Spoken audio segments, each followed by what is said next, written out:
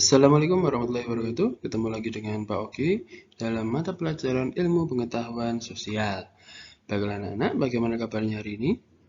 Ya, semoga kita selalu diberikan kesehatan, kekuatan, serta kemudahan untuk menjalankan kehidupan ini. Baiklah anak-anak, sebelum kita melanjutkan pembelajaran, alangkah lebih baiknya kita untuk berdoa terlebih dahulu. Ya, kita berdoa, dimulai.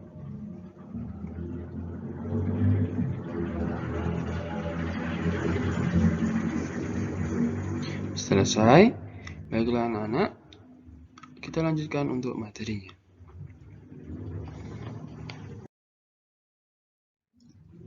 Sebelum kita melanjutkan pembelajaran, alangkah lebih baiknya kita persiapkan alat tulisnya, buku tulis, dan buku mata pelajaran ilmu pengetahuan sosial.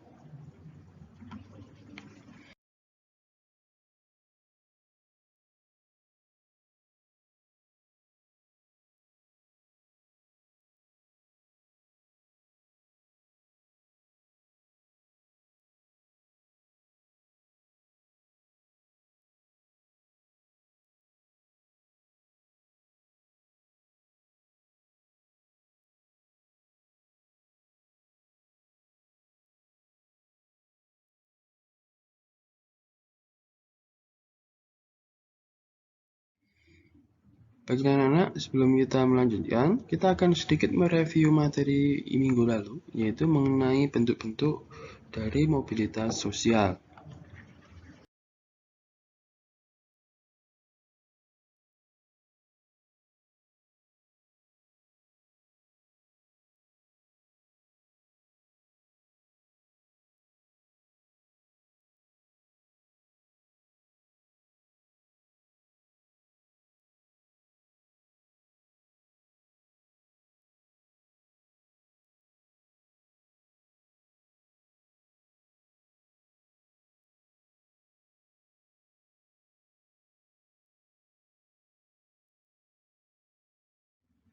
Di sini ada 5 bentuk, yaitu yang pertama adalah mobilitas sosial vertikal, naik atau turun, mobilitas sosial horizontal, mobilitas antar generasi, mobilitas intergenerasi, serta mobilitas lateral.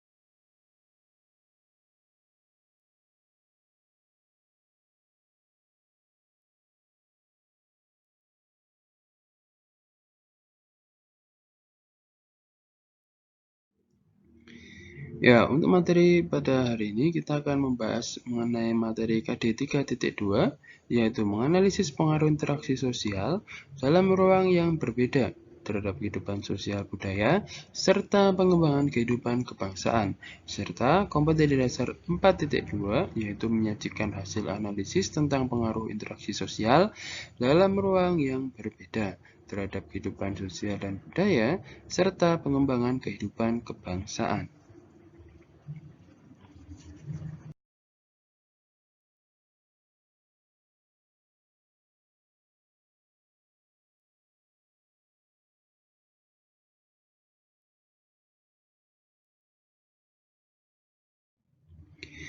Untuk tujuan pembelajarannya, yaitu setelah kalian mengikuti kegiatan pembelajaran ini, kalian diharapkan mampu untuk mendeskripsikan konflik sosial dan integrasi sosial.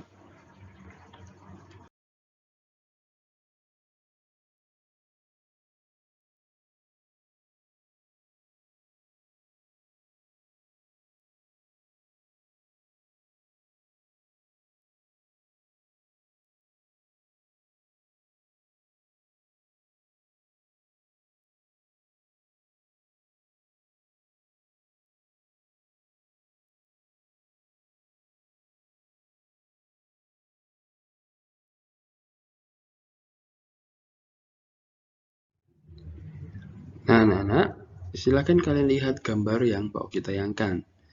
Nah, di situ, apakah yang kalian pikirkan dari gambar tersebut? Ya, di situ ada beberapa anak STM, ada warga yang melihat, Ya, tawuran antar pelajar. Ya, tawuran antar pelajar ini adalah suatu gejala sosial ya, yang terjadi akibat adanya gesekan-gesekan antar anggota kelompok tersebut, misal dari STM-A dengan STM-B. Nah, dari dua kelompok anak STM itu terjadi sebuah perselisihan yang menimbulkan tawuran. Ya, tawuran ini merupakan salah satu hal atau salah satu contoh materi yang akan kita bahas pada pagi hari ini. Ya, materi apa? Mari kita lanjutkan.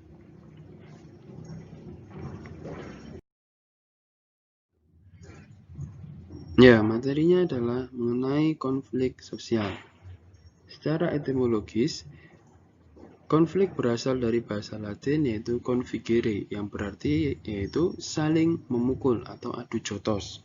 Sedangkan secara sosiologi, konflik sosial adalah suatu proses sosial antara dua orang atau lebih, atau dalam kurung di sini adalah suatu kelompok yang berusaha menyingkirkan pihak lain dengan jalan menghancurkan atau membuatnya tidak berdaya, dengan berkelahi, dengan tawuran, saling baku hantam, membunuh, dan sebagainya. Sedangkan menurut Suryono Sukanto, konflik sosial adalah suatu proses sosial, individu atau kelompok yang berusaha untuk memenuhi tujuannya dengan jalan menantang pihak lawan yang disertai ancaman dan kekerasan. Jadi, tidak harus ada kekerasan, tapi ancaman saja itu sudah termasuk suatu konflik sosial menurut Suryono Sukanto.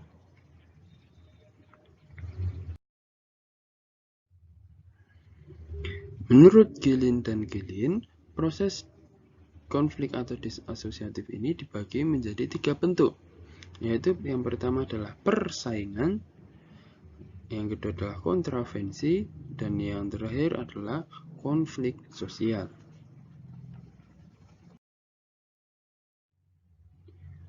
Yang pertama adalah persaingan. Persaingan adalah melakukan usaha atau perjuangan secara sportif, damai, tanpa ancaman atau benturan fisik dengan pihak lawan. Jadi persaingan ini adalah suatu hal yang sangat positif ya, karena akan menimbulkan dampak-dampak yang positif, yaitu saling bersemangat dalam mencapai tujuan. Ya, secara sportif artinya tidak ada yang saling menjatuhkan, damai, tidak ada yang saling berseteru, tanpa ancaman atau benturan fisik dengan pihak lawan. Artinya persaingan ini adalah dilakukan secara sehat, ya, artinya persaingan yang secara sportif seperti itu.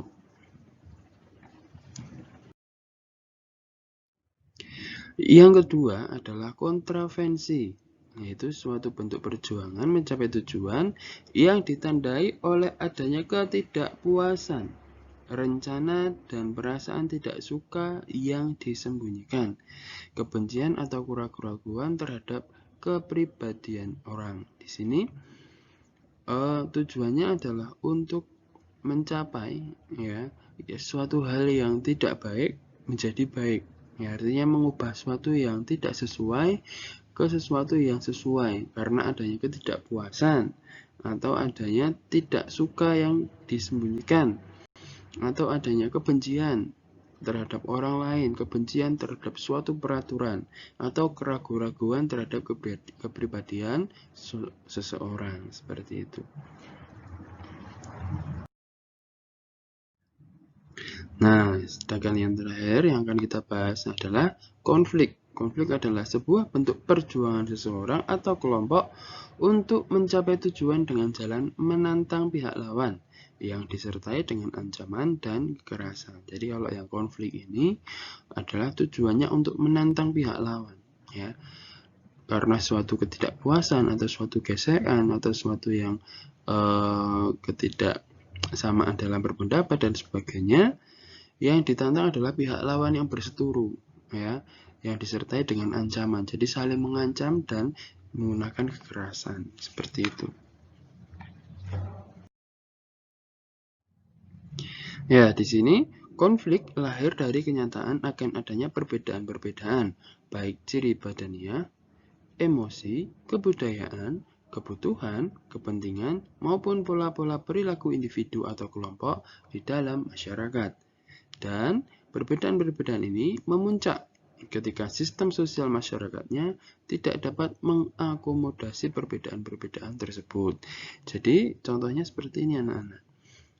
Di sini karena ada perbedaan ciri fisik, contohnya karena ciri fisik orang Jawa itu berbeda dengan orang Timur Indonesia, ya.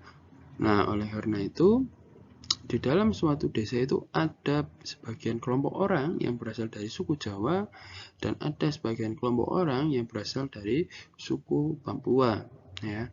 Nah, dalam perbedaan-perbedaan ini, jika mereka saling mengerti, yaitu ini tidak akan terjadi konflik. Tetapi jika dalam masyarakat ini tidak mau saling mengerti, saling bertoleransi, nah itu akan terjadi namanya konflik. Jadi konflik ini adalah gara-gara terjadi perbedaan dan di dalam masyarakat tersebut tidak mampu untuk saling bertoleransi, tidak mampu untuk saling percaya dari kelompok satu dengan kelompok lainnya. Itu salah satu penyebabnya.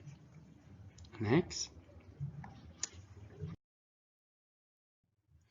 Di sini kita lanjutkan adalah faktor penyebab konflik.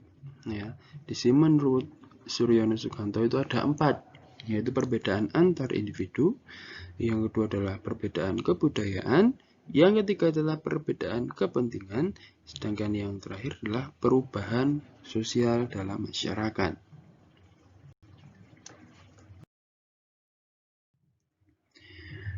Di sini kita akan melanjutkan yaitu bentuk-bentuk konflik menurut Suryono Sukanto. Yang pertama adalah konflik pribadi, yang kedua adalah konflik rasial, yang ketiga adalah konflik antar kelas, yang keempat adalah konflik politik, yang terakhir adalah konflik internasional. Baiklah anak-anak, kita akan bahas satu persatu dari bentuk-bentuk konflik ini. Yang pertama adalah konflik pribadi. Konflik pribadi adalah konflik yang terjadi di antara individu yang disebabkan karena masalah pribadi. Nah, misal contohnya gara-gara hutang, tetangganya berhutang terus belum dilunasi. Karena itu terus ternyata ditagih malah emosi. Ya, itu salah satu contoh dari konflik pribadi yang terjadi gara-gara adanya masalah yang timbul dari masalah pribadi mereka, seperti itu. Selanjutnya adalah konflik rasial, konflik yang terjadi di antara kelompok ras yang berbeda karena adanya kepentingan dan kebudayaan yang saling berbenturan. Ya, konflik rasial ini sangat rentan terjadi di Indonesia karena ras, suku, dan agama di Indonesia itu memiliki puluhan ribu kebudayaan, puluhan ribu bahasa, budaya, dan sebagainya. Oleh karena itu, konflik rasial ini sangat sering terjadi di Indonesia. Yang paling besar dahulu itu ada di Kalimantan, yaitu konflik antara suku Dayak dan suku Madura.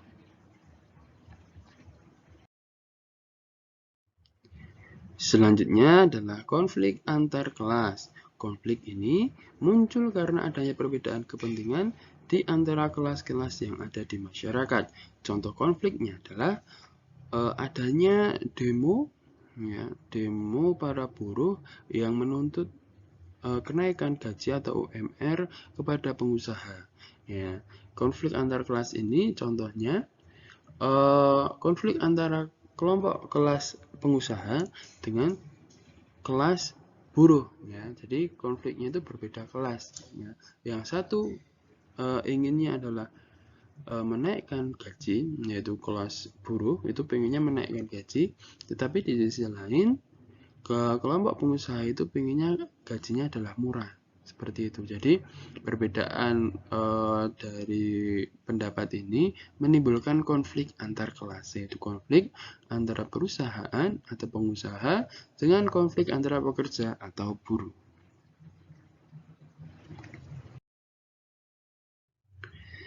Yang selanjutnya adalah konflik politik. Ya, konflik yang terjadi akibat adanya kepentingan atau tujuan politis yang berbeda antara seorang atau kelompok. Nah, ini sering kita lihat pada saat mendekati pemilu biasanya. Ya, biasanya di jalan ada segerombolan orang yang berkampanye dari partai politik A bertemu dengan orang yang berkampanye dari partai politik B. Nah, pada saat mereka bertemu terjadilah tawuran antar partai pendukung. Nah, itu salah satu dari konflik politik.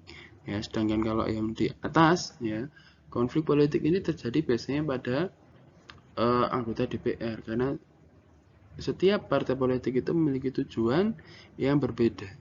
Ya, oleh karena itu mereka saling adu argumen ya untuk mencapai tujuannya partai politik masing-masing. Jadi tujuannya itu bukan untuk negara tapi untuk partai politik. Nah, itu salah satu contoh dari konflik politik. Selanjutnya adalah konflik internasional. Konflik yang melibatkan beberapa kelompok negara karena perbedaan kepentingan masing-masing negara. Ini kita pernah mengalami yaitu konflik antara Indonesia dengan Australia mengenai negara Timor Leste sekarang ya. Kalau dulu namanya adalah Timor Timur. Konfliknya mengenai batas wilayah negara seperti itu. Kalau yang sedang hangat, ya konflik internasional itu antara Armenia dengan Azerbaijan, yaitu konflik internasional yang juga memperebutkan suatu wilayah. Seperti itu salah satu dari contoh konflik internasional.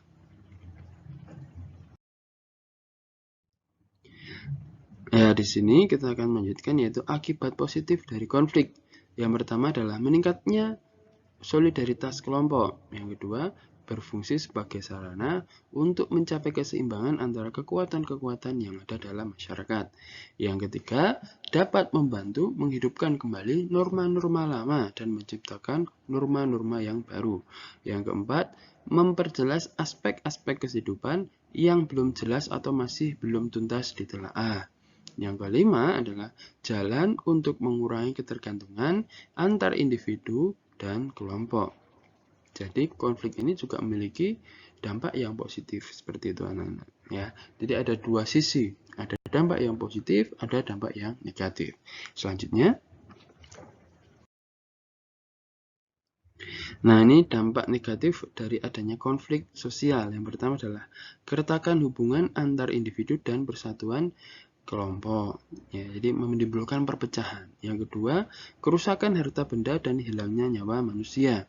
Yang ketiga, berubahnya kepribadian para individu atau kelompok. Yang terakhir adalah munculnya dominasi kelompok pemenang atas kelompok yang kalah. Nah, selanjutnya adalah cara menangani konflik. Di sini ada 5 anak-anak ya. Yang pertama adalah konsiliasi, mediasi, arbitrasi, kompromi, dan tindakan untuk menghindari.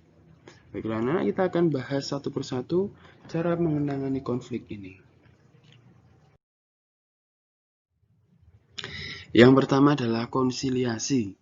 Konsiliasi ini dilakukan melalui lembaga-lembaga yang memungkinkan dilakukan diskusi dan pengambilan keputusan yang adil di antara pihak-pihak yang bertikai.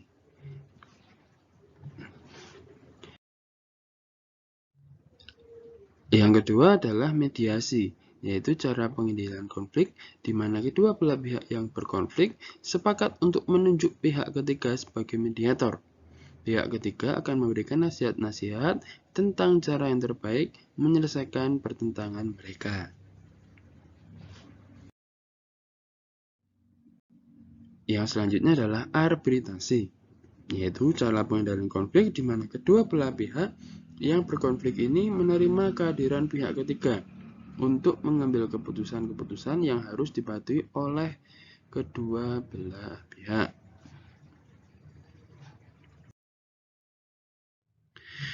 Yang selanjutnya adalah kompromi, ya. Nah, ini kompromi kedua belah pihak yang bertentangan berusaha mencari penyelesaian dengan cara mengurangi tuntutan, jadi saling mengalah. Ya, biar apa? Biar mencapai titik temu dalam menyelesaikan konflik. Sedangkan yang terakhir adalah tindakan menghindari, yaitu bersikap tidak kooperatif dan asertif, menarik diri dari situasi yang berkembang atau bersikap netral dalam segala macam konflik. Jadi kalau tindakan menghindari ini adalah menghindari konflik. Agar tidak terjadi konflik, dia menghindari hal-hal yang istilahnya bersifat dia akan memunculkan konflik. Jadi dia netral orangnya, seperti itu.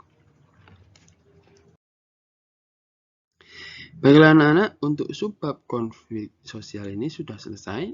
Ya, akan ada tugas yang akan kalian kerjakan. Yang pertama adalah amatilah lingkungan di sekitar kalian. Coba kalian tuliskan di buku tulis kalian, apakah ada konflik yang terjadi pada lingkungan kalian. Ya, kalau nggak ada, silahkan cari di lingkungan yang lebih besar. Misal RT, RT tidak ada RW, RW tidak ada kelurahan, kelurahan tidak ada kecamatan. Kalau kecamatan tidak ada di kabupaten, itu pasti ada konflik. Nah, silakan kalian tuliskan di buku tulis kalian seperti apa konflik yang terjadi. Yang kedua adalah bagaimana konflik tersebut bisa terjadi. Ya. Yang ketiga, bagaimana cara untuk menyelesaikan konflik tersebut. Dan yang terakhir adalah apakah dampak yang ditimbulkan dari konflik yang terjadi pada masyarakat. Silahkan kalian kerjakan, dicermati, agar kalian tahu betul konflik itu seperti apa, cara menyelesaikan apa, dampaknya seperti apa. Baiklah anak-anak, kita masuki akhir kegiatan pelajaran. Silahkan kalian buat ringkasan atau catatan di buku kalian dengan memuat nama, pertemuan keberapa, hari atau tanggal, dan sub materi yang kita bahas pada pagi hari ini. Untuk materi pertemuan selanjutnya adalah integrasi sosial. Jadi silahkan kalian pelajari terlebih dahulu, kalian baca atau literasi terlebih dahulu. Apa itu integrasi sosial? Ada di buku paket atau mungkin kalian bisa cari di media-media lain seperti internet, ya, surat kabar dan sebagainya. Terima kasih sudah mengikuti kegiatan pelajaran pada pagi ini dengan baik. Semoga apa yang kita pelajari dapat bermanfaat dan apa yang kita pelajari ini bisa membuat kita lebih baik. Ya, baiklah anak-anak. Mohon maaf jika ada salah katanya. Kita akhiri dengan baca hamdalah bersama-sama. Alhamdulillahirobbilalamin. Terima kasih anak-anak. Jika ada salah kata mohon maaf. Wassalamualaikum warahmatullahi wabarakatuh.